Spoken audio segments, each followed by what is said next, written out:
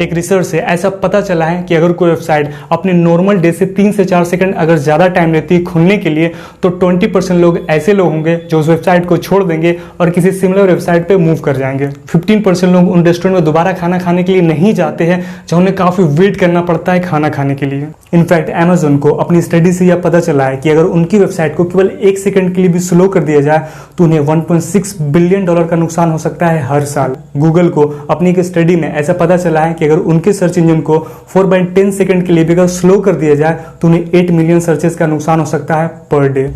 ये सारी रिसर्चेज और स्टडीज मैं आपके साथ में क्यों शेयर कर रहा हूँ? मैं कर रहा हूँ ताकि आप ये समझ पाओ कि आज के टाइम पे हमारा अटेंशन स्पैन, हमारी फोकस कैपेबिलिटी और हमारा पेशेंस लेवल आज कितना कम हो गया है और आज हम एक डिस्ट्रैक्टेड वाली लाइफ में जी रहे हैं जहाँ हमें 2 मिनट का भी वेट बिल्कुल पसंद नहीं। आज के टाइम पे हर 10 में से 6 लोगों को कोई ना कोई स्ट्रेस लेवल के इश्यूज हैं और कई लोग तो इन्हीं स्ट्रेस और कॉन्स्टेंट थिंकिंग से बाहर आने के लिए नशा का यूज़ करते हैं। कोई सिगरेट पीता है, कोई अल्कोहल यूज़ करता है और कुछ लोग ड्रग्स यूज़ करते हैं ताकि थोड़ी देर के लिए सही लेकिन वो सब कुछ भूलकर अपने दिमाग को शांत महसूस कर सके। और वो ऐसा इसलिए सोचते हैं क्योंकि उनका दिमाग उन्हें कंट्रोल कर रहा होता है, जबकि होना इसका उल्टा चाहिए कि उन्हें अपने दिमाग को कंट्रोल करना चाहिए, लेकिन ऐसा नहीं होता। और इस चीज़ को समझते हुए कि हमें अपने ब्रेन को कंट्रोल करना है, ना कि हमारा ब्रेन हमें कंट्रोल कर सके, इस बुक के ऑथर इस चीज़ को काफ़ी जोर देते हैं और यह कहते हैं कि आप आपका दिमाग नहीं हो, बल्कि आपका दिमाग एक सर्वाइविंग टूल है जो आपको अपनी पूरी जिंदगी की सारी चीज़ों को करने के लिए आपकी हेल्प करेगा। देखो, आपका ब्रेन हमेशा आपसे यही चाहेगा कि आप उसका कम से कम यूज़ करो और वो वेराइटीज ऑफ थॉट्स अपने दिमाग में चलाता रहेगा जिससे आपका कोई फायदा नहीं होगा। इसलिए यह काफ़ी ज़रूरी है कि आप अपने ब्रेन को कंट्रोल करना सीखो। सो अब ये कंट्रोल कैसे होगा? Let's begin. Number 1, watch the thinker. आप सोचो कि कोई फेवरेट शो है जो आपने टीवी पर देख रहे हो और उस टाइम पे अचानक बच्चों की खेलने की आवाज़ आने लगती है, फिर ट्रैफिक की आवाज़ आने लगती है और इनफैक्ट उस टीवी से ही कुछ ऐसे नॉइज आने लगते हैं। तो क्या उस टाइम पे आप उस शो को एंजॉय कर पाओगे? एंजॉय तो दूर, क्या आप उसे देख भी पाओगे? कि उसका जवाब है नहीं। ये सेम चीज़ होती है हमारे ब्रेन के साथ में भी। जब हम सिचुएशन को, चीज़ों को या लोगों को देखते हैं तो हम उसे अपने हिसाब से जज करने लगते हैं, कंप्लेन करने लगते हैं, क्रिटिसाइज करने लगते हैं, हम उसे अपने हिसाब से लेबल करने लगते हैं और इन नॉइजेस की वजह से हमारा ब्रेन इफेक्टिवली काम नहीं कर पाता है, जिसकी वजह से हम वो अपने टारगेट वाले काम जो हम करना चाहते हैं वो नहीं कर पाते। मतलब कोई स्टडी हो जो हम करना चाहते हैं या फिर अपने यूजुअल काम हो जो हम करना चाहते हैं तो हम उसे फोकस लगे नहीं रह पाते। तो ऐसी सिचुएशन को डील करने के लिए यह ज़रूरी है कि हम अपने थॉट्स को ऑब्जर्व करें। हम ये देखें कि हम किस टाइम पे क्या सोचते हैं और जो सोचते हैं क्या वो सही में फायदेमंद हमारे लिए है। अगर वो नहीं है तो उस थॉट्स को हमें वही एंड करना चाहिए। इनफैक्ट हमें केवल अपने थॉट्स को नहीं बल्कि अपने इमोशन को भी ऑब्जर्व करना चाहिए और हमें यह देखना चाहिए कि किन चीज़ों को करने से हमें दुख होता है। अगर हमें किन चीज़ों को करने से दुख होता है तो हमें उसे सोचना बंद कर देना चाहिए और हम ऐसा कर सकते हैं क्योंकि आपका दिमाग नहीं हो।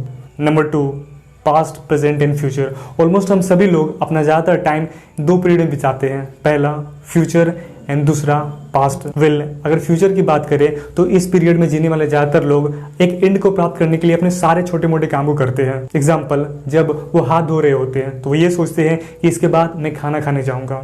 जब वो खाना खाते हैं तो उस टाइम पे वो ये सोचते हैं कि अब मैं अपने बच्चों के साथ में खेलूंगा। तो जिस टाइम पे वो जहाँ भी होते हैं वो हमेशा अपने फ्यूचर के इवेंट को कंप्लीट करने के लिए अपने काम को करते हैं।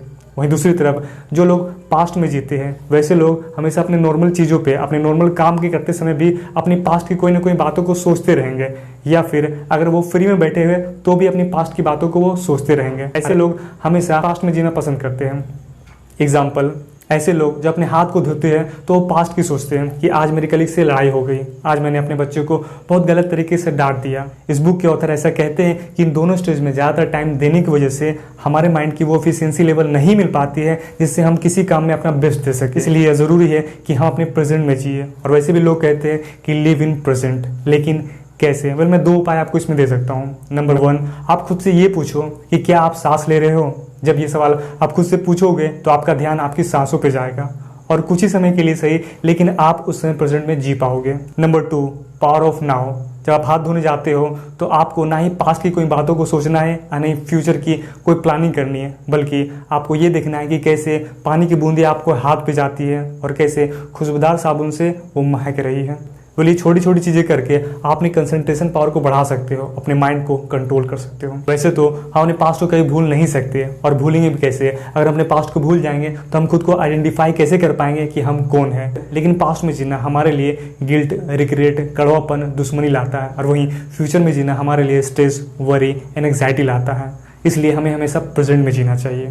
देखो, इन सारी चीज़ों को बोलकर मैं आपसे यह बिल्कुल नहीं कहना चाहता हूँ कि अपने फ्यूचर की सोचो ही ना, या फिर अपने पास से कुछ सीखो ही ना, बल्कि इससे रिलेटेड सबसे बेस्ट एग्जांपल दिया है तानसेन शाह ने। वो कहते हैं कि अपने आप को इमेजिन करो कि आप एक माउंटेन क्लाइंबर हो, और आपको एक हेलीकॉप्टर की हेल्प से आपको सीधा नीचे से माउंटेन के टॉप तक पहुँचा दिया जाता है। तो क्या आपको उस टाइम पर खुशी होगी?